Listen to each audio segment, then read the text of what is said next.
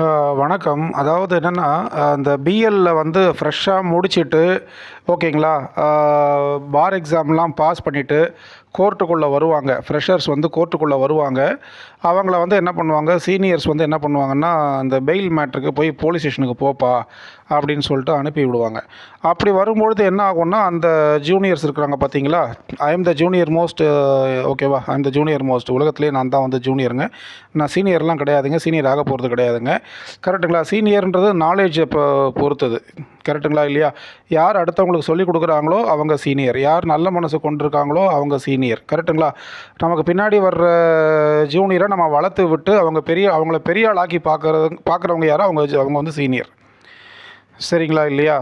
So அதனால் வந்து experience இருக்கிறவங்க சீனியர், நாலேஜ் இருக்கிறவங்க சீனியர், அந்த என்ன சொல்கிறது, இறை ஞானம் இருக்கிறவங்க சீனியர். கரெக்டுங்களா? பரலோக ஞானம் அப்படின்னு சொல்லுவாங்க. அதாவது காட்லி, என்ன சொல்கிறது, ஹெவன்லி அதாவது பரலோக ஞானம்னு சொல்லுவாங்க. அதாவது எப்படி சொல்லுவாங்க, டிஸ்கிரிஷன்னா விவேகம், ஞானம், காட்லி டிஸ்கிரிஷன். ஓகேவா? அது இருக்கிறவங்க சீனியர்ஸ். கரெக்டுங்களா? நான் எதுக்கு சொல்கிறேன் அப்படின்னா வந்து, சரி, okay, coming to the matter. எதுக்குன்னா, சீனியர்னால் யாருன்னா அவங்க தான்.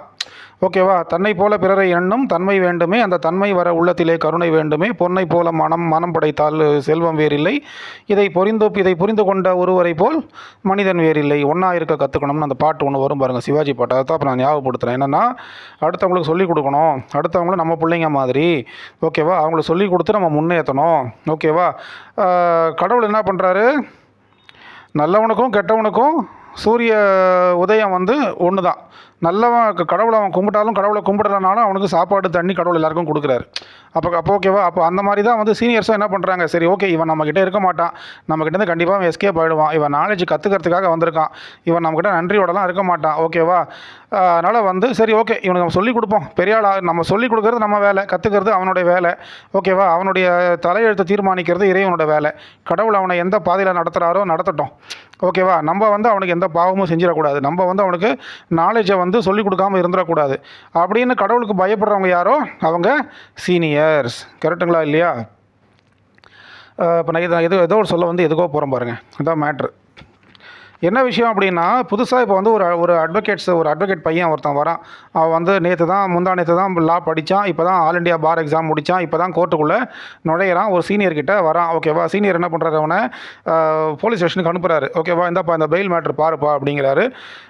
பெயில் மேட்ரு பாருப்பான்னும் போது அவன் அந்த ஸ்டேஷனுக்கு வரான். அவனுக்கு என்ன, அவன் இப்போ தான் ஃபஸ்ட்டு இந்த ஸ்டேஷனுக்கு வரான் வைங்களேன். முன்ன பின்ன போலீஸ் ஸ்டேஷனுக்கு அவன் போனது கிடையாது. கரெக்டாக இல்லையா? அவங்க அப்பாவும் அவங்க அம்மாவும் அவங்க குடும்பம்லாம் வந்து போலீஸ் ஸ்டேஷனாலே அவங்களுக்குலாம் பயப்படுவாங்க. கரெக்டுங்களா? அப்படி இருக்கும்போது ஒரு வக்கீல் தொழிலை வந்து ப்ரொஃபஷனாக எடுத்துக்கிட்டு அதில் வந்து முன்னுக்கு வரணும் அப்படின்னு நினச்சி தான் ஒவ்வொரு மனுஷனும் என்ன பண்ணுவான், ஒவ்வொரு சின்ன பையனும் 25 வயசில் அந்த லா டிகிரியை முடிச்சுட்டு கோர்ட்டுக்குள்ளே வரும்போது, போலீஸ் ஸ்டேஷனுக்குள்ளே வரும்போது அவங்களுக்கு என்னென்ன மாதிரிலாம் வந்து என்னென்ன மாதிரிலாம் வந்து அவங்களுக்கு சோதனைகள் இருக்குது, என்னென்ன மாதிரிலாம் அவங்க இன்சல்ட் செய்யப்படுவாங்க அப்படிங்கிறத நான் சொல்கிறேன். ஓகேவா? இதெல்லாம் எனக்கு நடந்திருக்கு. கரெக்டுங்களா இல்லையா? இன்னமும் நடக்குது, இதுக்கப்புறமும் நடக்கும். ஓகே, ஒவ்வொரு முறையும் நம்ம போலீஸ் ஸ்டேஷன் போகும்போது நமக்கு இன்சல்ட் நடக்கும். கரெக்டுங்களா? அது வந்து மறைமுக இன்சல்ட்டாக இருக்கலாம். அதாவது இன்சல்ட்னா என்ன அர்த்தம், டெஸ்பைஸ் அப்படின்னா அலட்சியப்படுத்துதல். ஓகேவா? நம்ம அலட்சியப்படுத்தப்படுவோம். கரெக்டுங்களா இல்லையா? அது இனிமேலும் நடக்கும், நேற்று நடந்துச்சு, இனிமேலும் நடக்கும், நாளைக்கும் நடக்கும். ஓகேவா? இனி வரும் காலங்களிலும் அது நடக்கும். கரெக்டுங்களா இல்லையா? அதை நம்ம வந்து யாரும் கட்டுப்படுத்தலாம் முடியாது, அதை நம்ம வந்து கடந்து தான் வந்தாகணும். கரெக்டுங்களா இல்லையா? எல்லாத்துக்கும் மேலே கடவுள் இருக்கிறார் அப்படின்ற நம்பிக்கையை நம்ம வந்து வச்சுக்கிட்டு வரணும். கரெக்டுங்களா? நான் இது எதுக்கு சொல்கிறேன் அப்படின்னா, இப்போ ஒரு பெயில் மேட்டருக்கு போகிறாரு, பையனை வந்து அரெஸ்ட் பண்ணி உட்கார வச்சுருக்கிறாங்க. ஓகேவா?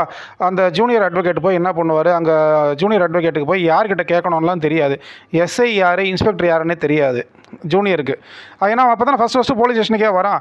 2 ஸ்டார் போட்டிருந்தா எஸ்ஐ, 3 ஸ்டார் போட்டிருந்தா இன்ஸ்பெக்டரு, தோளில் கருப்பு கயிறு மாட்டியிருந்தா அசிஸ்டன்ட் கமிஷனரு, இந்த டிஃப்ரென்ஸ்லாம் தெரியாது. அப்புறம் ஸ்டாரே இல்லைன்னா அவர் வந்து கான்ஸ்டபிள், இந்த மாதிரி எந்த ஒரு டிஃப்ரென்சியேஷனே அவனுக்கு தெரியாமல் வந்து என்ன பண்ணுவான், போய் வந்து கேட்பான், சார் வந்து சீனியர் அமிச்சார், இது போல் வந்து அரெஸ்ட் பண்ணி வச்சுருக்கிறீங்களா, அவரை வந்து இப்போ நீங்கள் எந்த கோர்ட்டுக்கு சார் கூட்டு போக போகிறீங்க அப்படின்னு வந்து என்ன சொல்கிறது, ஒரு மழலை மாதிரி அவன் கேட்பான். ஒரு இன்னசென்ட், அவன் தான் அட்வொகேட்டு. இனிமேல் தான் போக போக போக போக அவன் உலகம் தெரிஞ்சுக்கிட்டு, சட்டம் தெரிஞ்சுக்கிட்டு, மக்களை தெரிஞ்சுக்கிட்டு அவன் வந்து ஒரு பெரிய வக்கீலாக வருவான். ஆனால் அதுக்கு முன்னாடி வந்து அவன் சின்ன பாலப்பாடம் கற்றுக்கிறான். இப்போ என்ன ஆகுன்னா, சார் அக்யூஸ்டை வந்து அரெஸ்ட் பண்ணியிருக்கிறீங்க, எந்த கோர்ட்டுக்கு கூப்பிட்டு போகிறீங்க சார் அப்படின்னா, என்ன தெரியுமா பதில் வரும்? எனக்கு வந்திருக்குது. எனக்கு வந்ததை தான் நான் சொல்கிறேன், வேறு ஒன்றும் கிடையாது. ஓகேவாம்மா? எனக்கு யார் மேலேயும் கோபம், காழ்ப்புணர்ச்சி, வெறுப்பு, அந்த அந்த கிரட்ஜ், அந்த வன்மம் அதெல்லாம் கிடையாது. கரெக்டுங்களா? நடக்கிறத எடுத்து சொல்கிறேன். ஏன்னா எனக்கு பின்னாடி நான் எப்படி பாதிக்கப்பட்டனோ அதுபோல் என் பின்னாடி வரவனும் பாதிக்கப்படுவான். அவனை அலர்ட் பண்ணணும். டே தம்பி, இந்த மாதிரி நீ போகும்போதே வந்து உனக்கு யாரும் பூமாலை போட்டு வரவேற்க மாட்டாங்கடா, உனக்கு இன்சல்ட் பண்ணுவாங்கடா, அதெல்லாம் பொறுத்துக்கடாப்பா. ஓகேவா? இதுக்கெல்லாம் பயந்துக்கிட்டு இந்த தொழிலை விட்டு போயிடாதப்பா. இது வந்து என்ன ஒரு கோல்டு. இந்த தொழில் வந்து நம்ம கோல்டு மூட்டை மாதிரி நமக்கு இந்த தொழில். கரெக்டுங்களா இல்லையா? ஸோ இதில் விட்டு போயிடாதப்பா அப்படின்னு நம்ம அவனுக்கு முன்கூட்டியே அவனை எச்சரிக்கை செஞ்சு, ஆமாம் கரெக்டு, அவர் சொன்னார், அதான் நடக்குது இப்போது, கரெக்டு தான், நாம் இதெல்லாம் பொறுத்து இருக்கணும் அப்படின்ற ஒரு ஒரு ஒரு இதுக்கு ஒரு ஸ்திரத்தன்மைக்கு அவன் வருவான். கரெக்டுங்களா?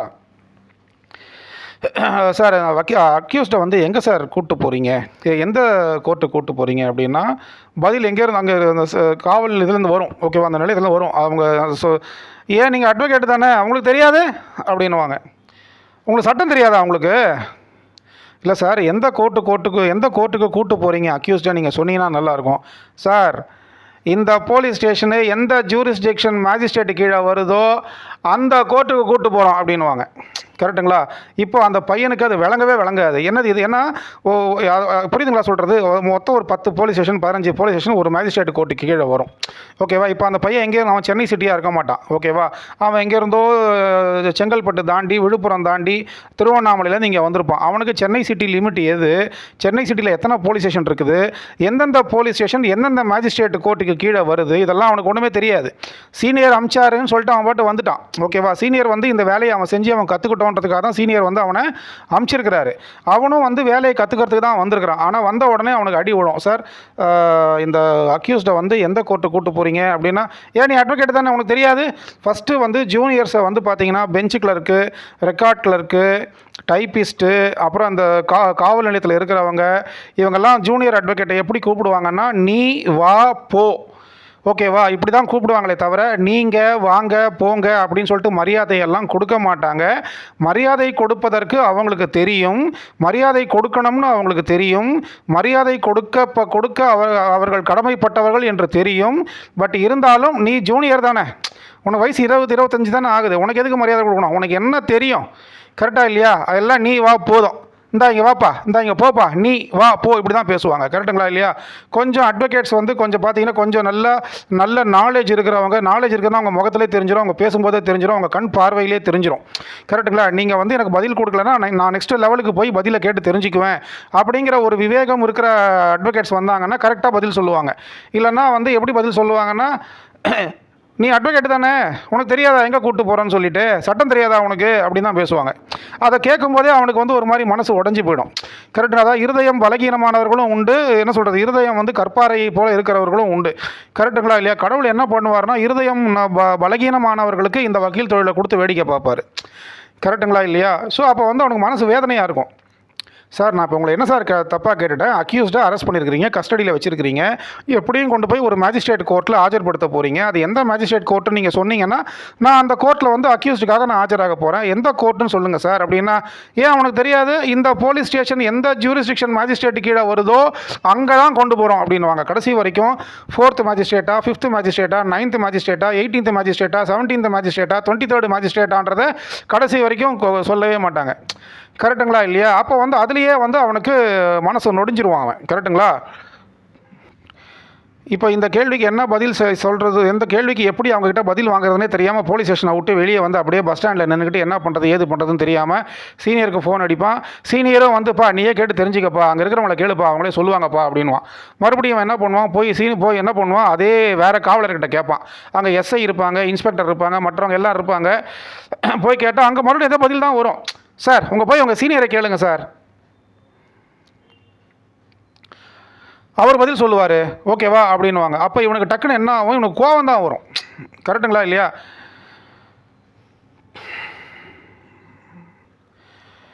இவன் போய் என்ன பண்ணுவான், போய் மற்றவங்களை யாரையாவது போய் கேட்பான், சார் எந்த கோர்ட்டுக்கு கூட்டிகிட்டு போகிறீங்க சார் அப்படின்னா, சார் கோர்ட்டுக்கு தான் சார் கூப்பிட்டு போகிறோம். அதான் சார் எந்த கோர்ட்டுக்கு கூப்பிட்டு போகிறீங்க சார் அப்படின்னா, சார் அக்யூஸ்டை நீங்கள் வந்து கஸ்டடி எடுத்துட்டீங்க, இப்போது மெடிக்கல் ஃபிட்னஸுக்கு நீங்கள் அரசு ஆஸ்பத்திரிக்கு கூப்பிட்டு போயிட்டீங்க, இப்போ நெக்ஸ்ட்டு என்ன பண்ணணும், மேஜிஸ்ட்ரேட்டுக்கிட்ட கூப்பிட்டு போகணும்.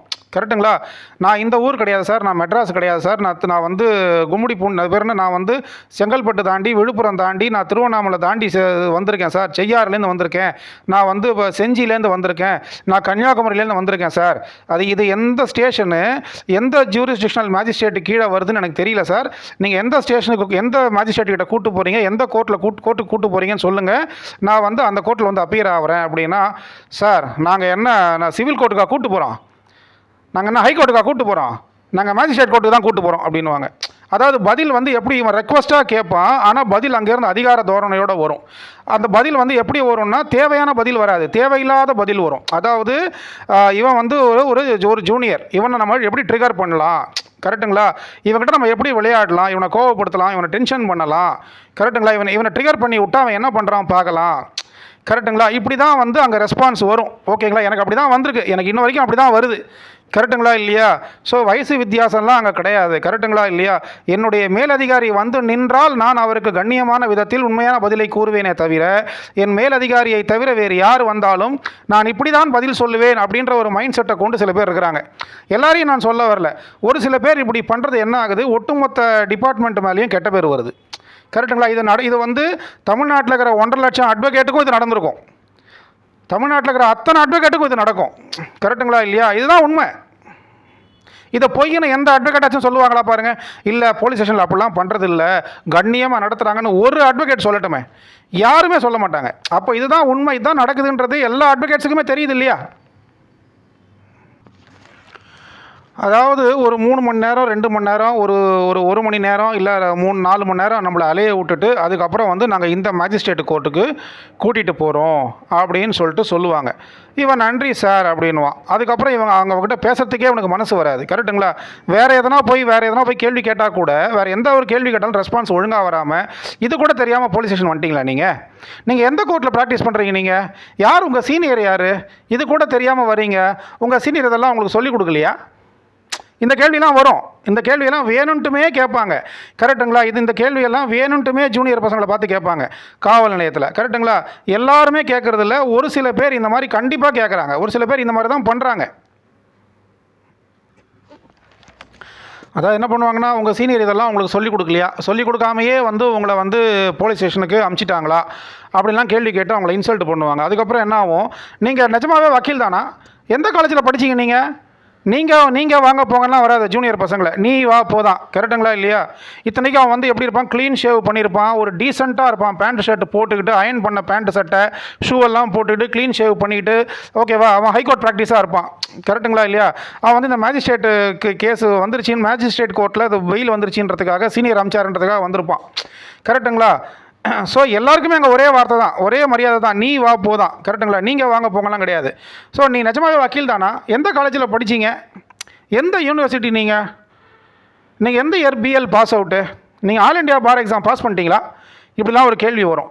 நம்ம திருப்பி நீங்கள் எந்த இயர் பேட்ச் சார், நீங்கள் எந்த இயர் பேட்ச்சு, நீங்கள் எப்போ வேலைக்கு சேர்ந்தீங்க அப்படிலாம் கேள்வி கேட்டால் அவங்க பதில் சொல்லுவாங்களா?